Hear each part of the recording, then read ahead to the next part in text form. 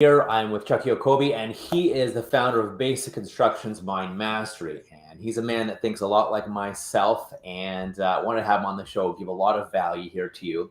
And he's done some amazing things. He's had a TED Talk.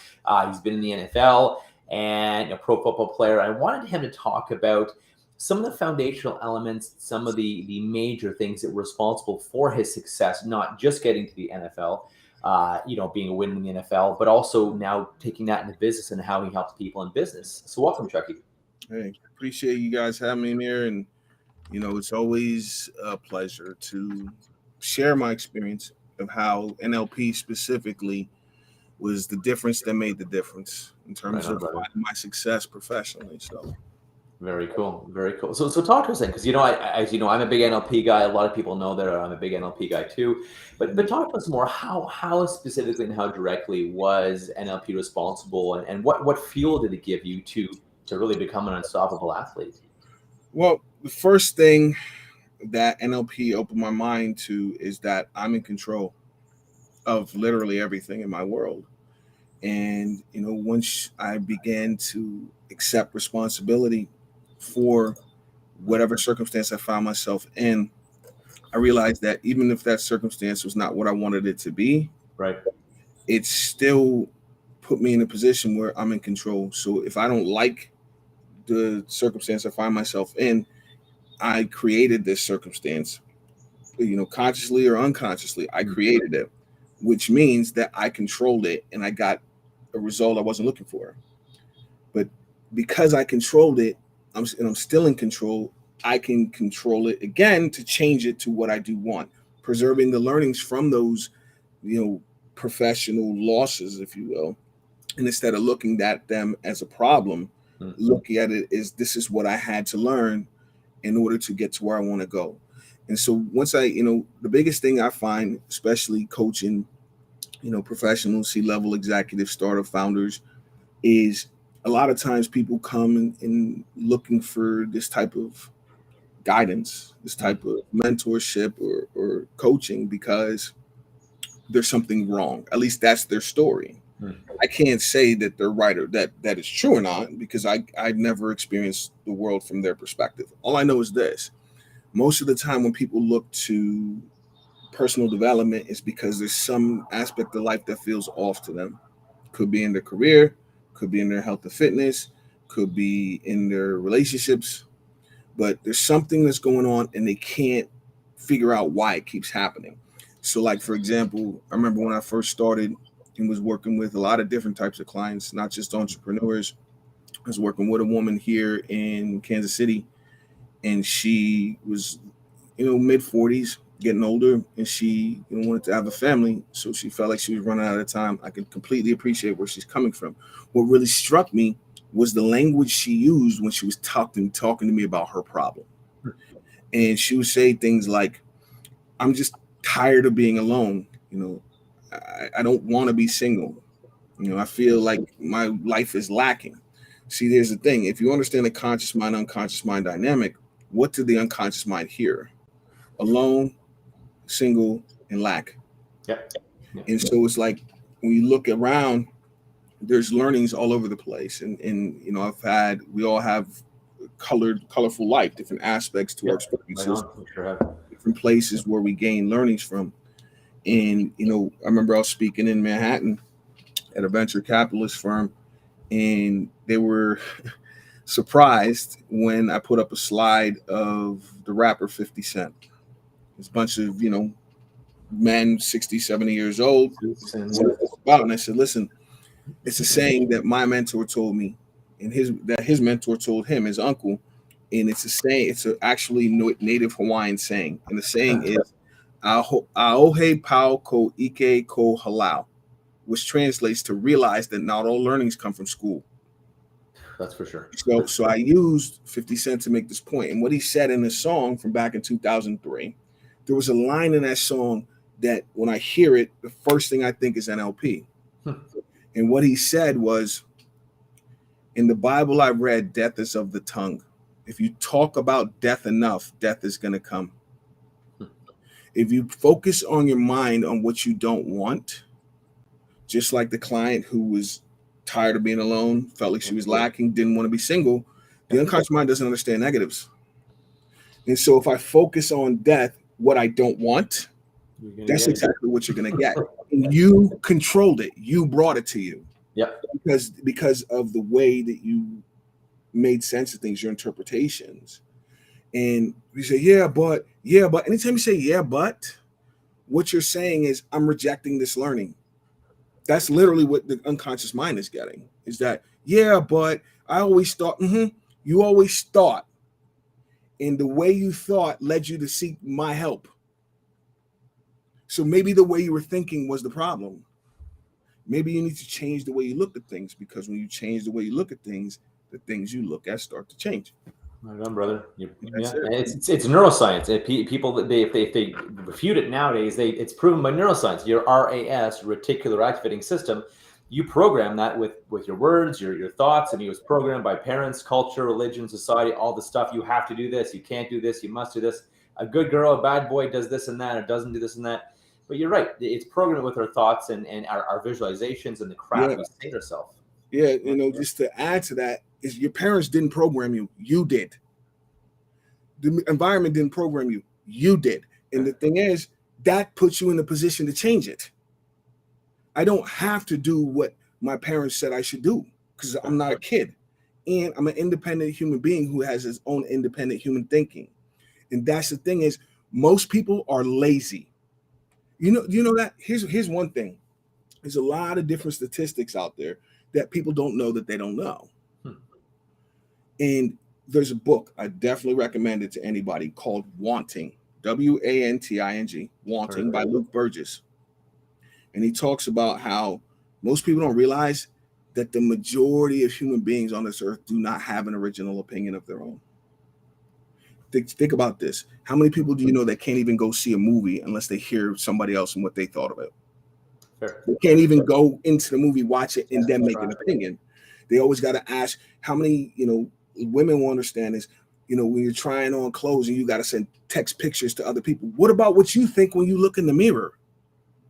And this is where that's a dynamic. If I consistently rely on the environment to tell me what to do, that becomes a habit. True.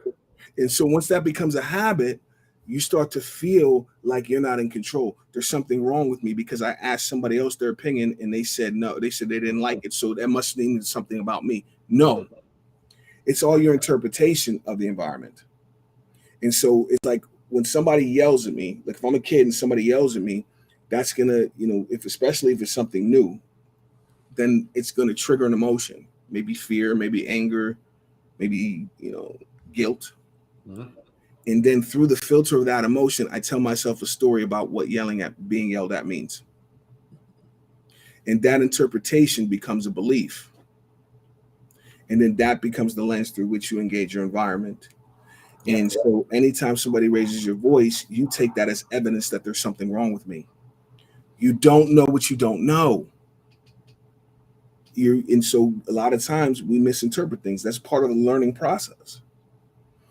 But one of the beliefs that I hope, entrepreneurs to develop is I listen to advice. I don't take orders. Okay. And that's the big thing is recognizing that you are in control. And so like when I look at myself and all the success, I'm from Pittsburgh, Pennsylvania. That's where I was born. Grew up in a house where parents were always fighting. And when you're a little kid, you feel insignificant in those situations. But there was one place I felt significant, and that's when I was playing sports. So that was my escape from a difficult home life. And so what motivated me to pursue a career in sports was how I felt about me. I felt, in a house where, there's a lot of fear, there's a lot of anger, there's a lot of sadness, I didn't like those. Those are negative emotions. They don't feel good. But when I was playing sports, all of a sudden, I wasn't just a valued member of the group, but I was a leader. I was somebody important. And so, I played catcher playing baseball growing up. And so I was running the defense. All of a sudden, I'm important. And so that was what I wanted. I could give a damn if it was on television. I just wanted to love myself. And that's what my motivation was. And so that's leading me into the next point. And that is, Emotions are just energy in motion. Think about it. Emotions. And so understanding that, focusing on what I wanted to feel loved as opposed to what I didn't want, and focusing on the negative emotions, is what naturally led my unconscious mind to focus on that. And my unconscious actions is what led to the success. And so that's the big thing, is how many times you ask somebody. I think about, clients that have come to me, CEOs, business owners, and I'll say, okay, generally speaking, we get on the call. The first question, and I'm just paraphrasing here, is what is it that you want? And I can't count on both hands and feet how many times I've heard this. Almost verbatim. What they'll say is, I know what I don't want. Yeah. I have no clue what I do want. That's the problem. Is because, check it out. If what I don't want is over here, and what I do want is over here, a lot of times people say, I got to keep my eye on this to make sure I don't have it. Yeah. Here's the irony. If my eye is on this, two things. One, that's all I have. Two, I can't even pick up any of the 126 bits that are going to lead me to what I want. Yeah. And so the problem isn't the story you're telling. The problem is you're not giving up that story. That's the problem. And so it's all about using my position to give people what I call a press box view. Because if I'm playing football, I played offensive line. If I'm down on the line of scrimmage, I can't see the whole crowd. I can't see the quarterback. I can't see in this moment. All I can deal with is what is looking at on the line of scrimmage. So my perception of this moment is just this. But I can't see everything in the stadium. There's only one place I can see everything, and that's in the press box. That's why there's a coach up there. Somebody who can give you the broader picture, can point out your blind spots. Like if you ever watch football and seen somebody on the phone on the sideline, he's talking to the coach to get a perspective of what's actually happening, because down there it can feel chaotic. And so having somebody in your press box to say, hey, here's something you didn't know that you didn't know of why that happened. And that's a big part of what I do. And that's where NLP made a huge difference for me. When I was in college and, only had one scholarship offer, the coach that gave me the scholarship left. And so that's why I freaked out when something was wrong, at least from my perspective. And the emotions were so intense. I was having panic attacks in the bathroom stall of my dorm for 2 weeks straight because I was worried about it. But it wasn't until I took control and said, this feeling is unacceptable. I don't know what I'm going to do to fix it, but I'll find it. And so I went to a used bookstore on campus. My strategy was to look in the trash. I'm going to find a piece of information that other people don't know, and I'll use it to my advantage. What it is, I don't know. But then I went to the bookstore, and it felt as if the book was jumping off the shelf at me. And the title of this book is The Secret to Creating Your Future by Dr. Tad James. And so I sat down. I was like, that's exactly what I want to know, this secret. And so I sat down, started reading. He had my head spinning because I didn't understand the word he was talking about. And so I said, maybe this isn't the book. Put it down. I started to get up off the floor, and it was like it was just glowing at me. The secret to creating your future. I said, I got to know the secret. And so I sat down. I said, I don't quite understand just yet, but I'll keep going deeper and deeper and deeper into this book until it starts to make sense. And eventually it did. So the point I got from this, and it goes back to everything I've been saying, is that I'm in control. What I interpreted from what he was saying is, he's saying my entire world is not out there. It's in my mind. Right on. And then with this neuro-linguistic NLP, word and a half. NLP, he's saying that you can control what goes on in your mind. So my logic, I was 18 years old, was with NLP, I can control my world, and I bought the book. And that's how it started. And needless to say, this was 18 years old, going into my first year playing college football. And we had a new coach come in, and I was the only freshman starter on that team. And that's a freshman class that included somebody you might have heard of, Drew Brees. And so NLP helped me to rise above my teammates that I was competing against, which then, continuing to formulate the way I interpreted my world and taking control of my results, I was able to become an all-conference all Big Ten player. I was drafted, won a Big Ten championship. I mean, having Breeze as your quarterback helps, Yeah, but yeah. a lot of the success came from the fact that I took control. I had a moment of choice where, because the coach that gave me the scholarship left, I could have just folded up shop and left. Yep. But instead, I decided, no, there's got to be something I could do. There's just something I don't know that if I did know would change the circumstance. Just like there was something that Dorothy didn't know that if she did know, it would have been a shorter movie. Yeah, fair enough. She didn't have the basic instructions of how that power she has worked. So essentially, what I help business leaders do is click 3 times and get your result. It's not as difficult as the story you're making it out to be. Well, that's the thing too. And I hear from a lot of people, I can't because blank. I'm not able to because blank. I have to wait. I'm too young. I'm too old. I'm too this or none of that. And it's interesting because, like you said, take control, take responsibility. And it truly is a lot easier than it sounds and than most people think. But there's that story. I can't, I have to, I should, I shouldn't. Here's 20 reasons why I can't. Okay, well, can we even find one reason together why you can? And I think if you want something in life, either take control and take responsibility, even if you're not doing it all. You and I were talking about, outsourcing and delegating and not doing the things you don't want to do and doing only things you love during your day and finding other people to trade with or outsource.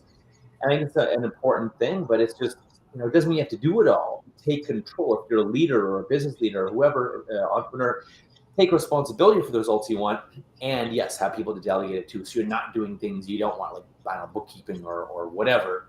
Mm-hmm. You can do what you love all day long. So I think you're right. It's all about taking control and being in charge. And like you said, NLP helps you understand your mind and how it works and understand other people's minds and how it works. So you perform better, you can enroll people better, influence people better, sell better, whatever you need to do. I mean, that's what it comes down to is, like Jim Rohn used to say, words are like lights for your feet, so you can see where you're going.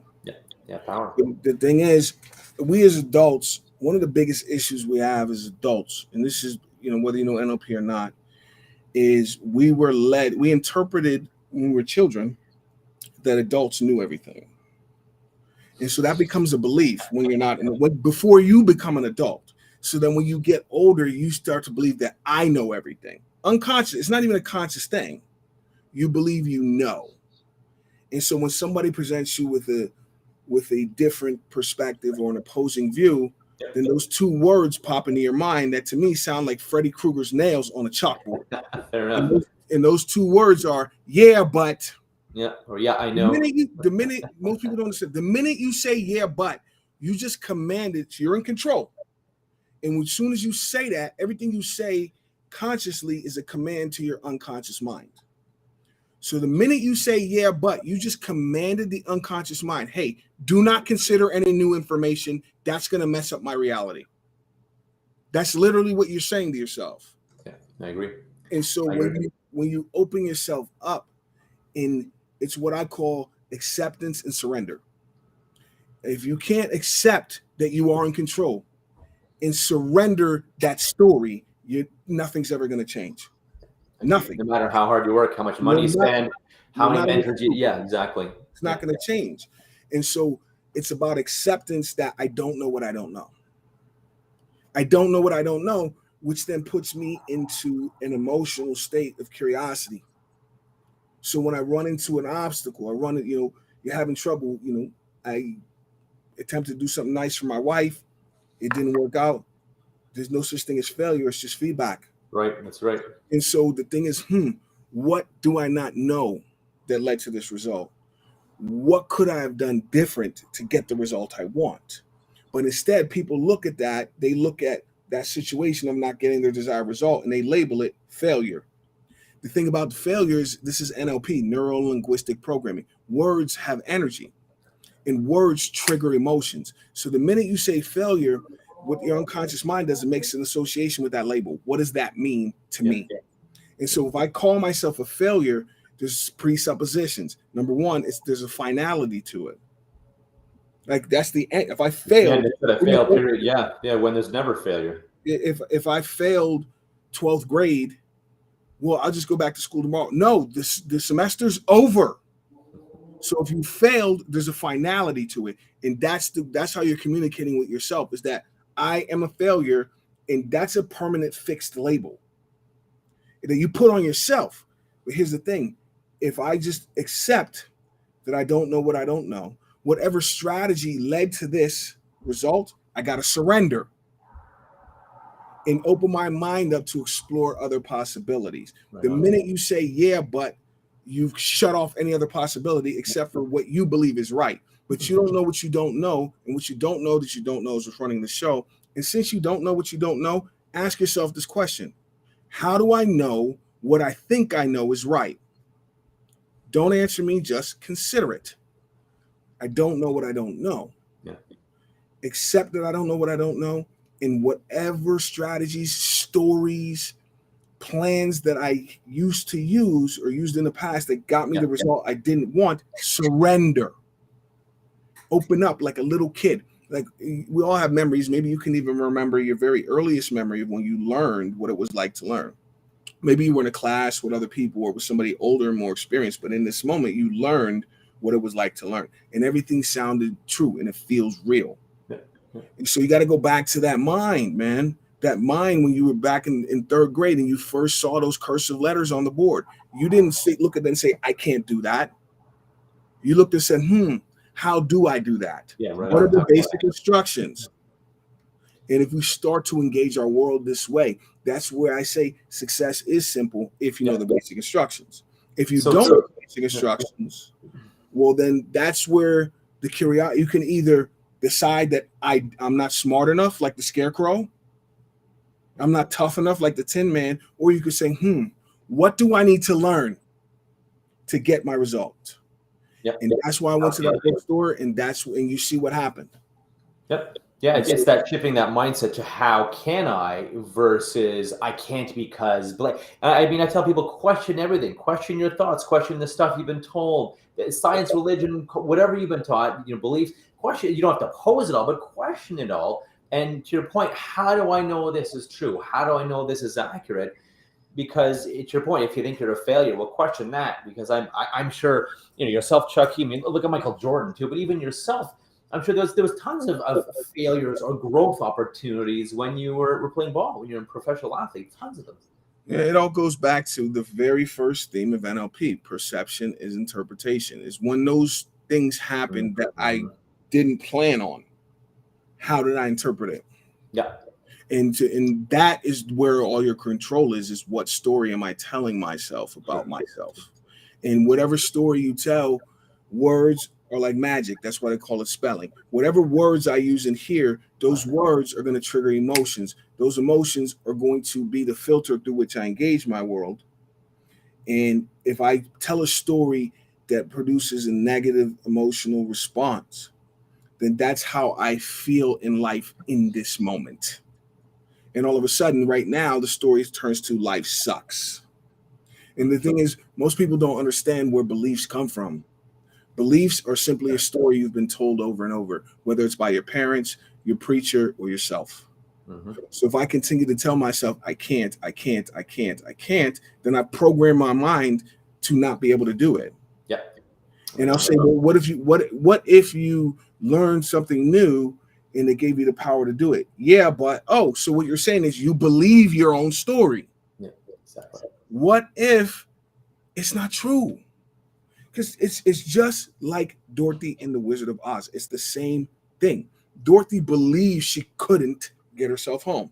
Yeah. I can't. Who's gonna save me? I'm the victim here. And how many people on this planet, that's the soundtrack to their life. Yes. And so they wonder why life sucks. If you say so, that's your interpretation, and I can't argue it. But I can tell you what, if you don't like the way life feels, maybe if we interpreted our circumstance differently, we would feel differently. And what if I felt differently, and then I'm triggering positive emotions? Emotions are just energy in motion, emotions. So when you think about doing your job as a business leader, you think about the aspects that you love. When you think about the aspects that you love, that's your vibration now, is love. And so think about that emotion as raw material. Like if I'm a sculptor and I got different materials to create the sculpture with. I got marble, I got clay, and I got shit. Okay. And so let's say marble, that's the positive emotions, happiness, gratitude, love. You know, the marble. So like you took the clay is like kind of in the middle, and then the shit is just a crappy material. So that didn't stick together. I can't, but whatever emotion you choose is going to fall into one of those categories. So if I'm working and I'm thinking about love, I'm feeling love, then that's the energy in my gas tank. That is the raw material I'm creating my result with. And whatever emotion you're working with, well, anger motivates me. No, it doesn't. It does, but not in the way you think. No, fair. Because if you're focused on anger, that's a negative emotion. That's shit. And so if I create something out of anger, then the vibration of my result is going to be the same as that emotion. Yeah. And it stops working after a while. It may get you there, but then it stops working, and then it actually turns it around and will kill whatever you've created. So well, yeah. it's gonna burn you out. It's eventually it's like there's a mind body energy connection, which is what the third theme of NLP. And so the emotions, they start in the more esoteric realm. If you look at it energetically, which then filters down to your thoughts, which then those thoughts are transmuted into language, which then triggers emotions, and eventually comes down to the physical level. Yeah. So like when I learned NLP back in college, I came up with a mantra very quickly: the mind commands, the body obeys. So the condition of my body it should be congruent with my mental and emotional state. And so what I've found in other people, and I've had experiences this in my personal life with other people that I've lost, is if you use negative emotions as a motivator, it can work. I look at it like newspaper to start a barbecue. Like I can start with it. Temporary, exactly. It can get me moving, but eventually I need to find something that's going to compel me to move forward. I can't just keep getting away from the anger. It's like the negative emotions. It's like if I'm getting away from a fire. Getting away is movement, so it can get you started. The thing is to keep you going. If anger is my motivation, recognize that I must stay angry at all times. And what happens is that negative emotion filters down to the physical body, and that's where high blood pressure, heart disease, colon cancer, and you think, oh, this happened to me. No, you created it by choosing shit. Fair. Yeah. Not to mention, you become a jerk, and most people don't want to hang out with you anyways. Yep. And then you get far enough. If you get far enough away from, like you said, you got to stay angry, because if you get far enough away from that anger, it stops motivating you. Like, okay, what do I have to motivate me now? I think that's what a lot of people as well. They find they're no longer motivated, because what once motivated them, maybe it's an getting away from something.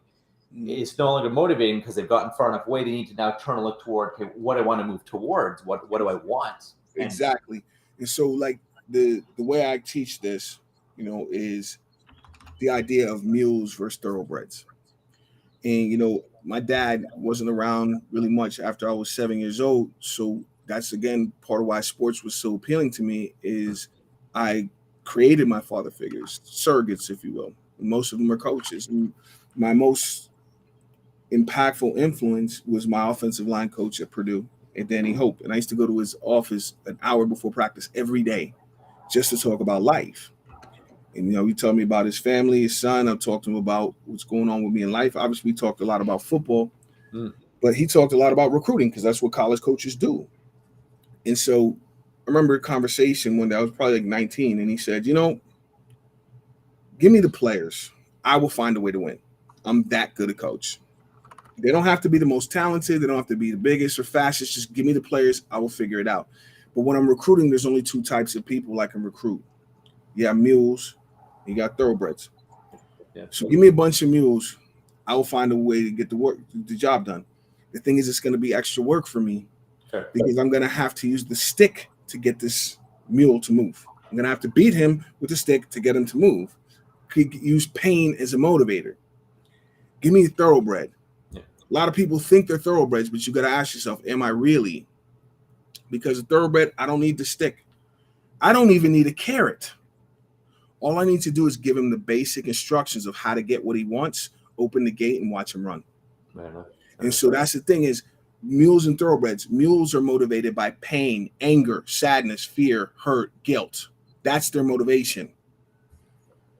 Thoroughbreds are motivated by what they want: love, gratitude, happiness. Success. Yeah. And Exactly. so, like I told you from the beginning, why was I so attracted to sports? Because I felt love. To me, the pain of home got me out of the house. But the love of playing is what kept me going. And so the thing is, whatever comes to mind and you think, oh, that's BS, that's what you got to get rid of. That's ruining your life. And by continuing to not surrender that story and accept that you are in control, then your story becomes a self-fulfilling prophecy. And that's where people mess up a lot, is they think, oh, football is a rough sport and it's intense and it's angry game. No, I learned emotional discipline so I can master the game. Then I don't need to be angry to play it. Instead, you learn how to control your emotions, ramp them up so that you can channel that energy into the game. But you also need to learn how to let it go when the game is done. And so, because if I'm always angry, I'm going to show everybody up, I'm going to show these haters. That is the worst strategy on earth. Yeah, agree. Because you have like that too. Hate, they're haters. Hate is a label. Hate triggers anger inside the person that says the word, which means that if I'm using haters as a motivation, I got to stay angry. And so if I stay angry, eventually it's going to wear you down. Whether it wears you down mentally, emotionally, or physically. High blood pressure, heart disease, colon cancer. Look at, I don't speak on people that I don't know a lot about, but from what I understand, you look at like Steve Jobs. Steve Jobs, brilliant man, has had a huge impact on society. Died very young, and from the rumors you hear is he was a very angry person. And look at him. Look at the flash pictures of that guy. That's what anger does. Is eventually it's going to manifest on a level. Yeah. Not to mention your that way of being, and being angry. It tends to, because the way you do one thing is the way you do everything. It tends to also, you're angry in your relationships, your friends. You tend to piss all the people off, and I've seen people like that. Yes, anger gets them to be a lawyer, a doctor, or whatever, business owner. But then because they have to be that fighter and that anger, they tend to piss off everyone around them. And so they have no one. It kills the relationships, or it pisses everyone off, because they're always in that anger fight. I'm going to get you, I'm going to show you kind of mode. And it can be very toxic. Yeah, very absolutely. Toxic. So, I mean, that's really what it comes down to, is just learning that you are in control. Right on. And then whatever you think you can't do, you sound like Dorothy in The Wizard of Oz. Yep. Maybe all you need are the basic instructions, and the situation doesn't seem like such a crisis. Exactly. And what evidence is there that what evidence is that you can't? What evidence is there that you can't? But who says you can't? Who are they? Why do they make them such an expert on how you can and can't, and why you can and can't? Exactly. I love that. This is an amazing note to end off on, that you ended with. Because what makes them an expert? And as I say, question everything. Question things you were told, the things you believe. Are they even your thoughts? Are they even your beliefs? Or were they handed down to you, or did you accept them, or make something mean something? This has been amazing. I think we should have you back on again and do a part 2, Chucky. This has been awesome. How to find more about you? I got your information down here, but tell us as well. Well, I got a pretty unique name. So on all social media platforms, you put in that name, you're going to find me. Cool. Basicinstructions.com. The best social media platforms would be LinkedIn or Facebook. And of course, my cell phone's there at the bottom. So you feel free to text or just reach out whenever. Very cool. Very cool. We got to do number 2. This is amazing. We could go for hours, but I appreciate your time today. Thanks for being with us and showing that people, success in life is simple, and business. If you just got to know the instructions, and when you change the way you look at things, the things you look at will change. Instead of seeing failure or why this won't work, you see opportunities and success and why it does work. And I'll leave you guys with a quote from Albert Einstein. And it says, "In the middle of every difficulty lies opportunity." Right? Right. All right, Willie, I appreciate you having me. I do got people waiting on me, so it's a great note to end on. If you want to reach out, information is there. Find me on social media. Send me a text. Appreciate your time. Amazing. Appreciate Amazing. your time, Amazing. and I'll be with you for part 2 pretty soon.